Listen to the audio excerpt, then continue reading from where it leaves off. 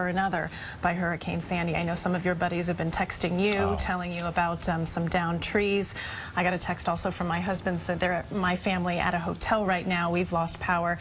He's tried to get home to grab some things, but downed trees, down power lines, can't even get to our house. No, this is one of those, we're in it all together. Yeah, that's just rough. It's going to be a while. We've also got some video coming in right now from the Battery Tunnel, the Manhattan side. We told you about the water breaching lower Manhattan coming in from Battery Park. If you know this area, Battery Park to the entrance of the Battery Tunnel, that's a couple 300 yards, if not maybe 400 yards, and this water is cascading its way into the Battery Tunnel. Never seen anything like this. This is unprecedented on all levels, and as Elise was pointing out, water finds its way to the lowest point and just kind of keeps on gushing, and that is really just something to behold. Yes, this is the video that Elise was talking about that they captured once they left Battery Park, and I really cannot remember when we have seen water flowing like this. Never.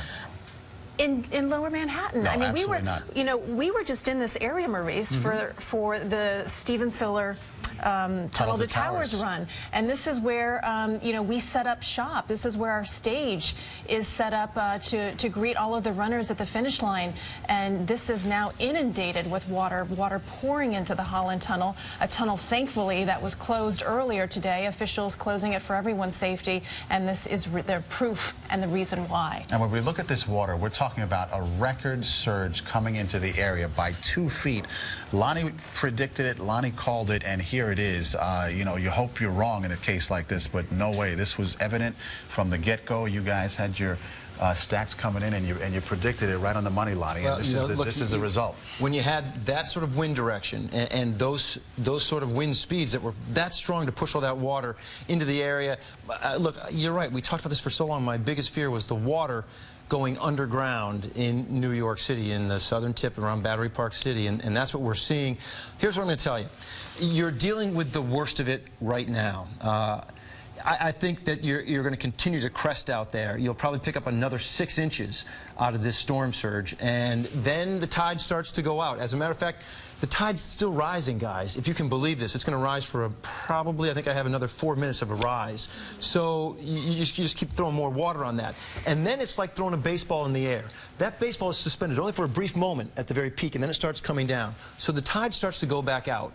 And then by the morning, okay, by 8 o'clock in the morning, 8, 9 o'clock in the morning, right now you're going to peak, I think, at about 14 feet of storm surge. 2 feet above where it's ever been. Okay, oh boy, way up there, you betcha. And then by the time we get to 9 o'clock in the morning, which is going to be the next high tide cycle, I'm predicting about 9 feet.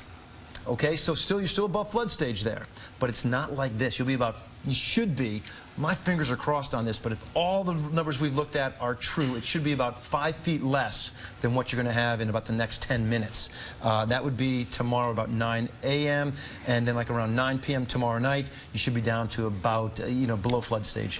You know, maybe this is a best case scenario that it goes into the Battery Tunnel, then say the infrastructure.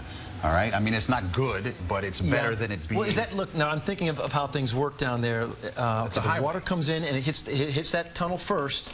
And are you saying this is going to avoid making it go down into the subways? This is probably above our pay grade, right? But, you know, at least it's going into the tunnel and not underground into the subways and into the electric grid. You betcha it's better to have it do that. I'm not disagreeing there at all. I just, I'm wondering if that water, though, encounters, you know, a stairway going down to the subway before it makes its way to the tunnel.